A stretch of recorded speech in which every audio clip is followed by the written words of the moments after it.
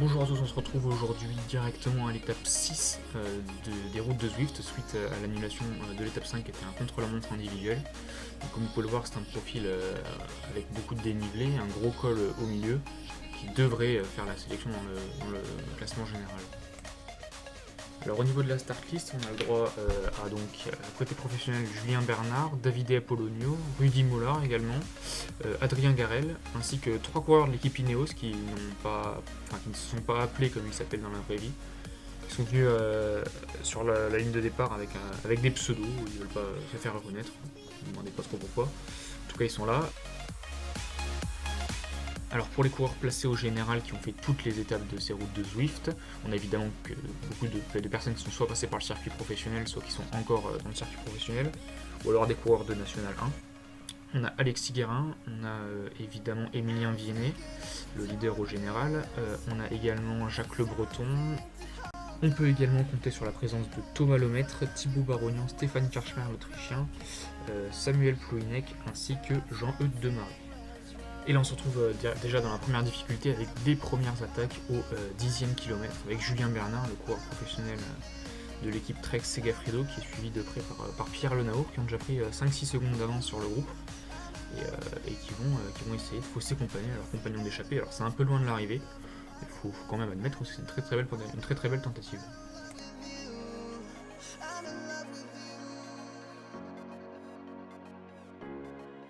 Un peu plus loin avec Pierre Lenaour et toujours Julien Bernard qui sont à l'avant et qui ont pris une dizaine de secondes cette fois-ci, ils ont doublé leur écart et on voit juste devant eux là le parcours escarpé qui les attend, le gros col dont je vous parlais en début de vidéo, le voilà, il arrive.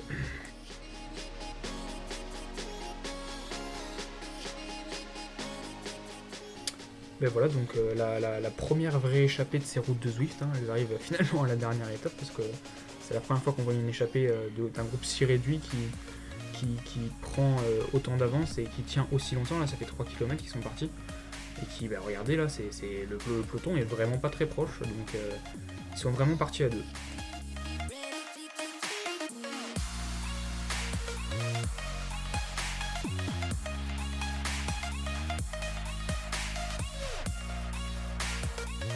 Bon, finalement ça va se reformer ce petit groupe là et on va arriver en groupe finalement assez costaud parce que quand même ça fait 25 km, ils doivent être encore une quarantaine.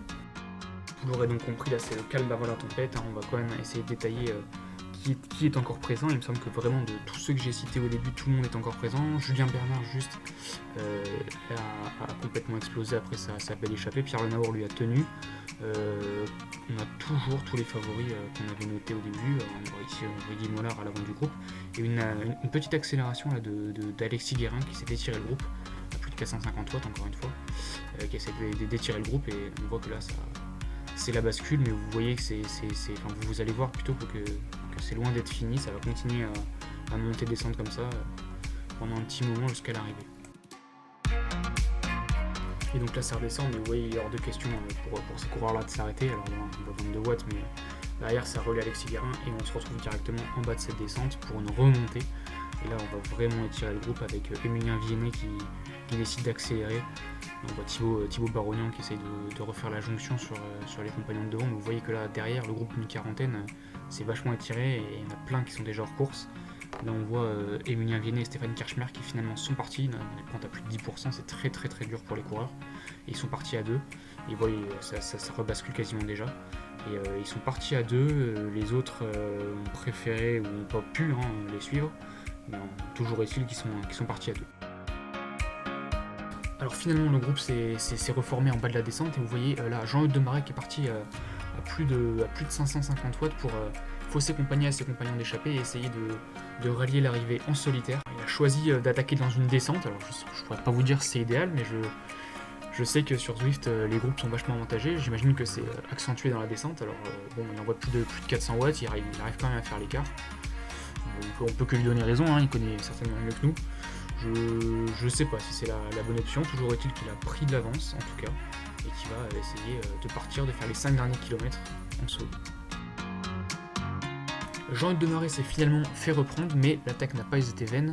Vous voyez un petit groupe ici là, qui a été lâché par le groupe de devant, avec notamment Rudy Mollard, notamment Benjamin Thomas, notamment Clément Garizet, qui vont essayer de faire l'effort pour rentrer sur le groupe de devant, mais vous voyez que c'est difficile, ils sont que 5 ou 6, là c'est compliqué de collaborer, devant ils sont une dizaine, voire une quinzaine, et donc, vous le savez, hein, un groupe d'une dizaine et une quinzaine, ça a plus de rendement, il faut envoyer moins de watts pour aller à la même vitesse, et donc là ils vont essayer de rentrer comme ils peuvent, et vous voyez que là ça se désunit un petit peu, la collaboration se désunit, ils essayent d'attaquer pour re-rentrer, c'est pareil, c'est pas idéal. À mon avis, ils auraient mieux fait de collaborer, mais vous voyez, le groupe est juste devant. Il suffit de prolonger un petit peu l'effort, mais vous voyez que ça va coincer. Là, Benjamin Thomas qui décide d'attendre ses compagnons pour finalement collaborer, perdre le moins de temps possible au général. 5 coureurs là sont donc battus et ne pourront pas jouer la victoire malheureusement pour eux à 1 km de la ligne d'arrivée. Et justement, on va voir, ces coureurs-là vont donc se jouer la gagne avec tous les gros noms de ces routes de Zwift, hein, Alexis Guérin qui est là, Samuel Plouinet qui est également présent dans ce groupe, on a Thomas Lemaître, 3ème au classement général, Emilien Vianney le leader évidemment, et également Ronan Racco qui est présent. Et on va voir ce que ça va donner, ils vont commencer à lancer le sprint, vous voyez à plus de 700 watts, et l'arche est pas loin, ça va sprinter, et vous voyez que c'est Ronan Racco qui va être juste devant Joris Delboz, qui va venir s'imposer sur cette dernière étape des routes de Zwift, devant également. Quand je vous disais que tous les favoris de ces routes de Zwift étaient forcément passés par le circuit professionnel, on a encore l'illustration ici, avec Ronan Racco qui a porté fièrement les couleurs de Saint-Michel-Aubert 93, qui s'appelait Big Mat à l'époque, qui est encore dans le circuit, on va dire, compétitif, hein, en National 1, dans l'équipe Pro Imo Nicolas Roux, qui est une très très grosse formation de National 1 qui est le premier niveau amateur avant le niveau professionnel, donc encore un sacré niveau. Ronan Racco, donc vainqueur de l'ultime étape de ces routes de Zwift, devant le malheureux Stéphane Kirchmer, qui fait 3 fois 2ème sur ces routes de Zwift. Alexis Guérin vient compléter le podium, lui qui était 2ème au général, avec également Samuel Plouinet, qui aura fait de très belles routes de Zwift. Jean-Hugues Desmarais, également vainqueur de la 2ème étape, avec également Jacques Boire, qui est un triathlète professionnel, qui ne veut pas donner son identité, mais qui court sous ce pseudonyme-là. Emilien Vianney, donc le leader au général, qui fait une belle 7ème place. Pierre Lenaour, qui malgré son épopée avec Julien Bernard, a quand même réussi à garder de l'énergie pour finir correctement cette étape. Thomas Lemaître également fini dans le groupe des favoris. On voit que sur les 10 premiers, il y a quasiment très très peu d'écart. On voit que les écarts commencent à se faire à partir de Rudy Mollard, qui est 13ème et à plus de 10 secondes. Emilien Vianney, donc vainqueur de cette superbe compétition organisée par la Frenchy Fusion que sont les routes de Zwift, qui a probablement brillé par sa constance.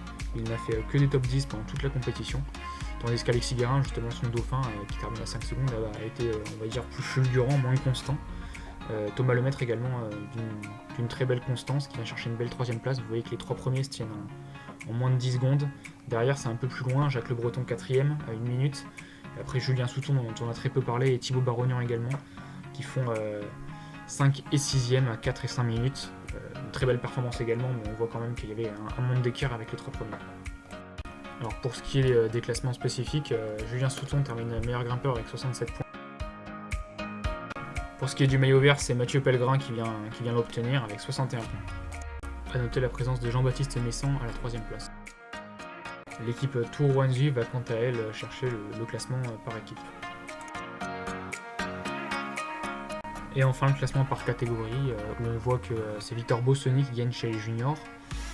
Emilien Vianney évidemment est vainqueur de la catégorie 20-29 ans. Thibaut Barognan qui a fait une très belle place au général a quant à lui triomphé dans la catégorie 30-39 ans. Et Thomas Lemaître dans la catégorie 40-49 ans.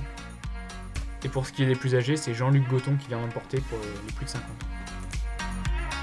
Voilà, on arrive à la fin de la vidéo. Si cette petite série sur les routes de Zwift vous a plu, n'hésitez surtout pas à appuyer sur le logo de l'UC Gratignan pour vous abonner.